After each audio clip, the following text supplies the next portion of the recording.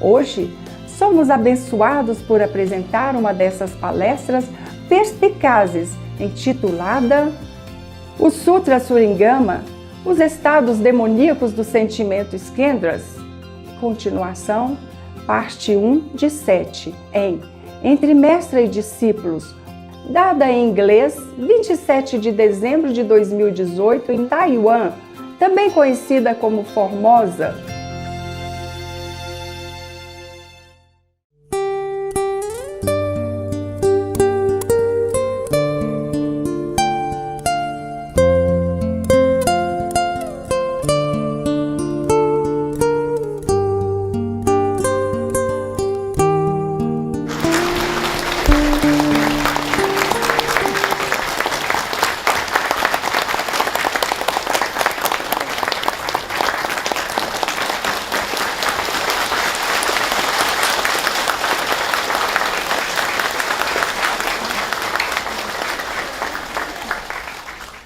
Okay, I have only two older men.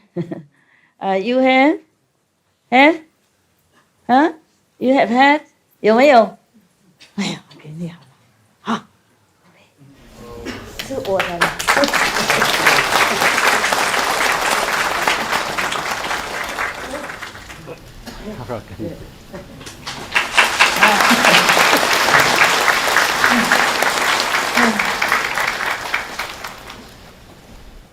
Yes, it's good. Please, please sit down. And wear your hat. Wear hat. Wear hat. 戴帽子比较温暖一点。When I was still a monk, I shave head in winter, very cold, and I have headache. 我当和尚的时候是剃度，哇，好冷好冷，头痛。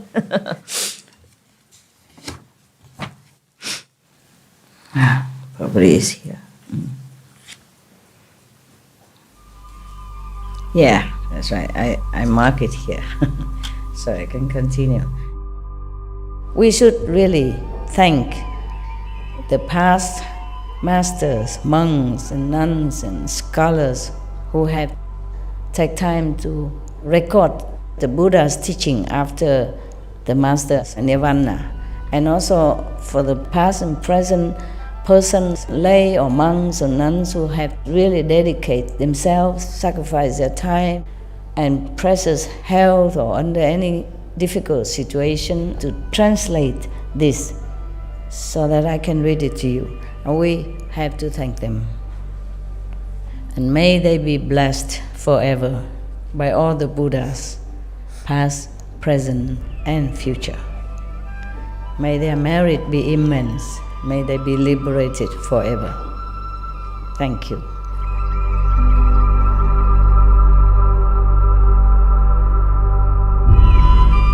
According to Buddhism and the believer and the tradition, when you read sutra and all that, you have to put on incense, flower, and bow to the sutra first and thank all the Buddhas and Bodhisattvas in 10 directions, all respectfully, before you read it, okay? And then you cover the sutra also with silk or, beautiful cloth, and I just make it more popular. Yeah, more easy, simple. And I apologize to all the Buddha. I say if I done something wrong, according to the tradition, my heart is full of respect. It's just that I cannot always do that. So please, all the sin, whatever I've done wrong, is all on me. At least other people, they hear the names of the Buddha, according to the sutta, they will get benefit. Yes. Yesterday we were talking about this a good person when he attains some state of samadhi, and if he thinks he's a sage, then the demon of chronic depression will enter his mind, yeah? And he might take up knives and swords and cut his own body. Terrible. Or he may flee into the wildness driven by constant anxiety and be unwilling to see people. And lacking proper samadhi, he will certainly fall Today we continue. Further, Ananda, in this state of samadhi, the good person sees the disintegration of the form skandha and understands the feeling of skandha. As he dwells in this purity, his mind is tranquil and at ease. Suddenly, a feeling of boundless joy wells up in him, and there is such bliss in his mind that he cannot contain it. This is called experiencing lightness and ease, but lacking the wisdom to control it. If he understands, then there is no error. This experience does not indicate sagehood. But if he considers himself a sage, then a demon that likes happiness will enter his mind. As soon as he sees someone, he will laugh, he will sing and dance in the streets. It happened, huh? Yeah. He will say that he has already attained unobstructed liberation. Lacking proper samadhi, he will certainly fall. Samadhi is a state of, deep meditation. But it can also mean that you're very stable in spiritual practice. So if you don't have enough stability when you do meditation, you might have trouble controlling your whatever state of mind that you're in, like too much sadness, too much happiness, too much craziness, too much confidence, etc., etc. He already gone so high and feeling blissful. You would think he is a sage already. No, not yet. And even demon can come in his mind. How kapa? It's very scary. There was a demon of happiness. So be careful. Yeah, I heard about some people like that. They dance on the street and they hug people, and of course people think they're crazy. And then put off many people to go and learn meditation because of that. Yeah? That they call possessed state. But he's not harming anyone. It's just that he doesn't behave as if he is a normal saint. Further, in this state of samadhi, he could be in there but he can go further if he doesn't think that he attained everything yet. And then if he continue with this state, then he can go. The good person sees this integration of the form skandha and understands the feeling of skandha. He say he is already satisfied. Suddenly, a feeling of unreasonable, intense self-satisfaction may arise in him.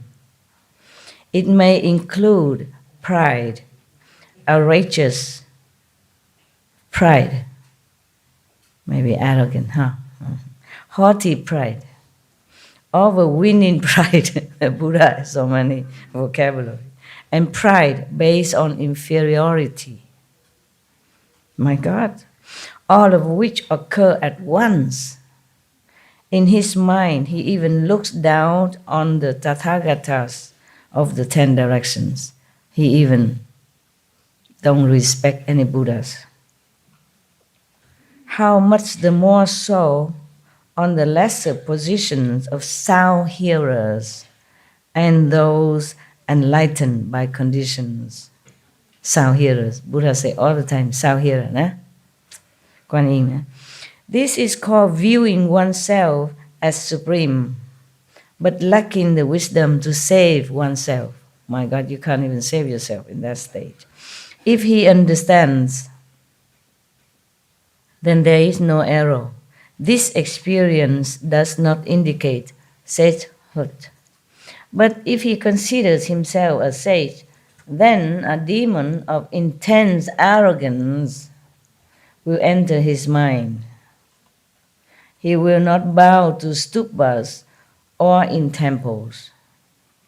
He will destroy sutras and images so extreme, become fanatic, extremely arrogant.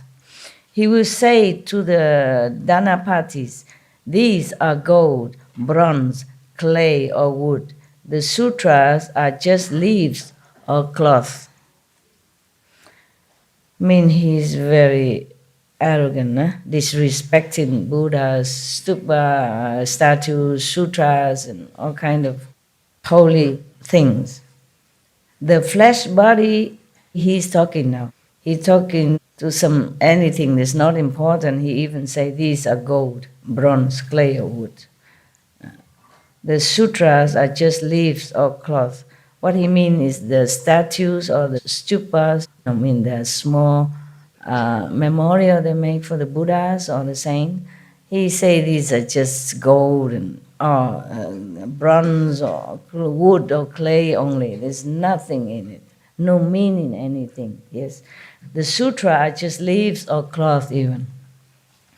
The flesh body is what is real and eternal, but you don't revere it. Instead, you venerate clay and wood. That is totally absurd. That's what he said, absurd.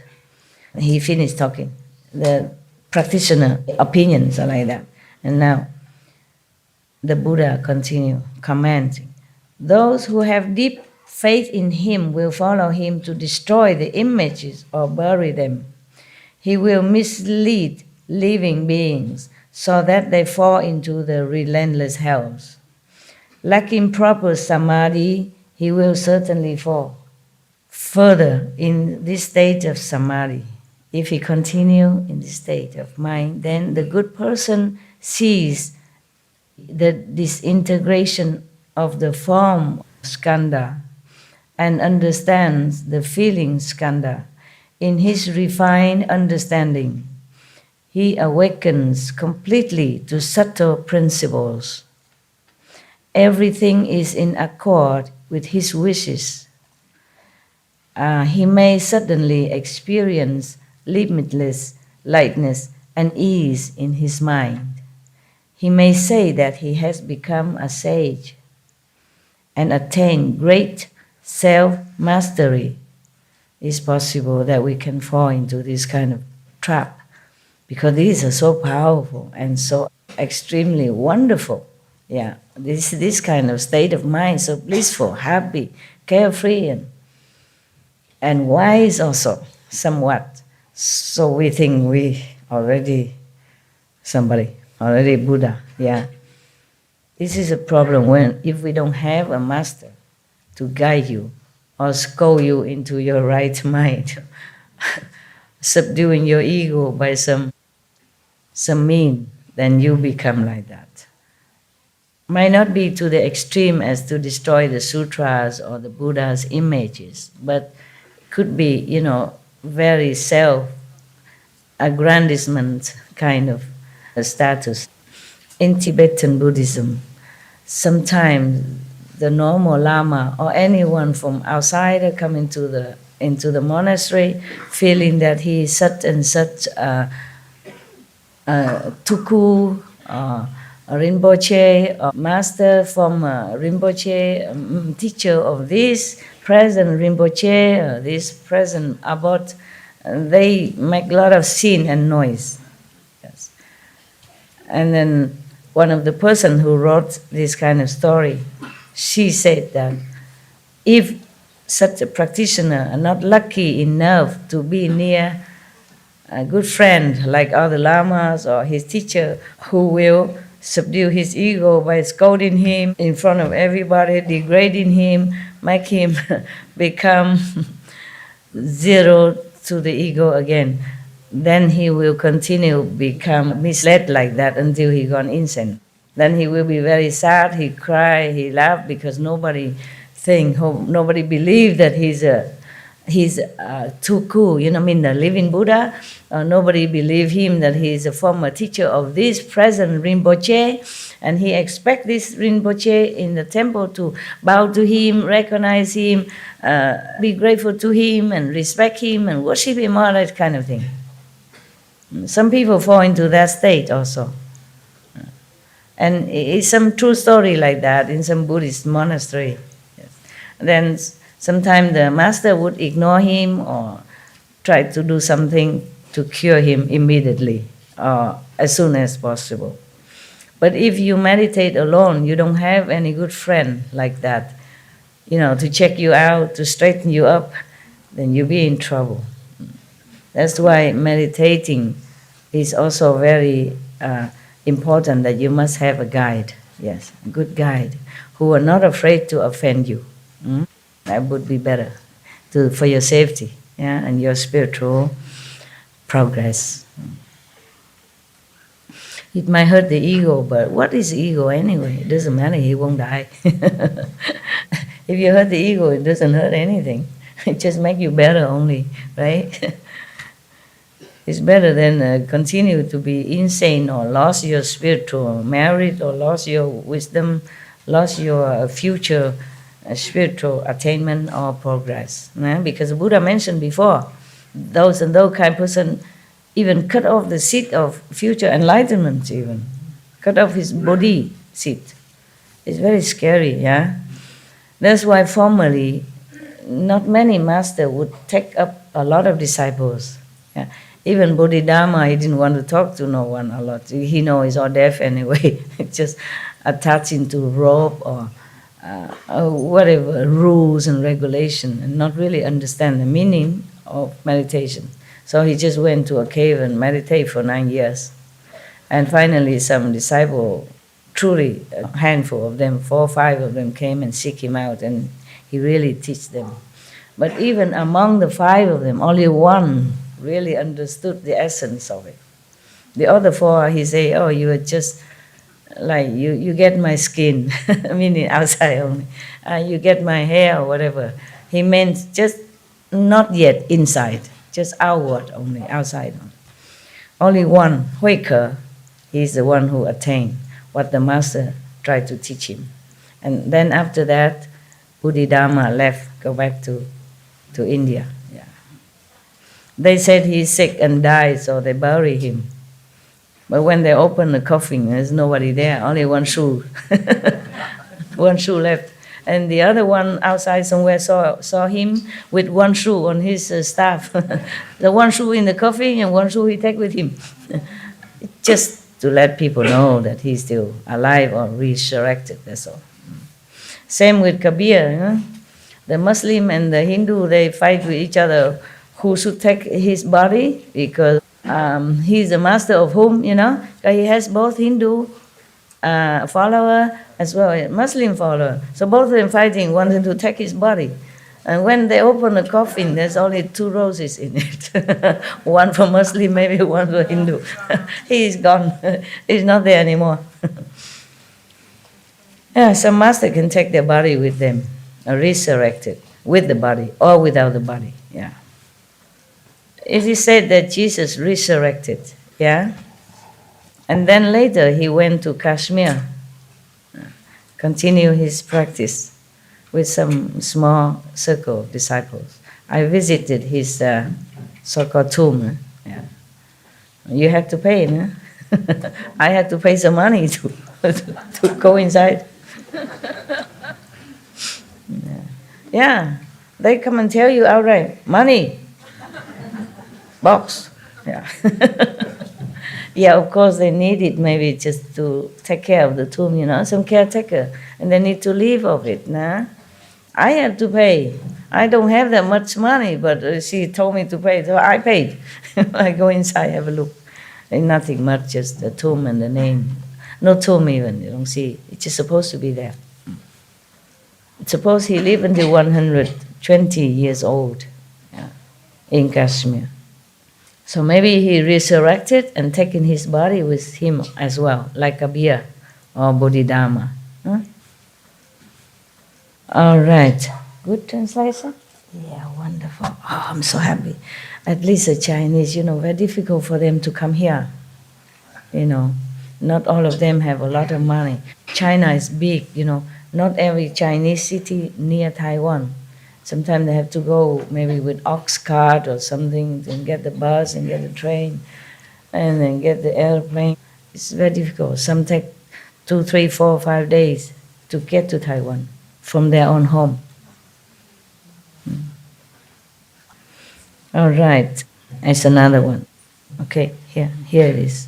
You see sound here, right? Even the person who meditate in this kind, maybe another kind of meditation, when he reach this state of self-satisfaction, intense self-satisfaction, not just normal, then he becomes so happy, so arrogant. He even looked down upon those Kuan Yin practitioners, the sound hearers, and those ahats that have been enlightened by conditions, or meaning those beings who enlightened by themselves, by some certain conditions, just like other disciples of the Buddha, enlightened by touch or by the sound of the Buddha, hearing the voice of the Buddha, or by the fragrance of something, for example, like that.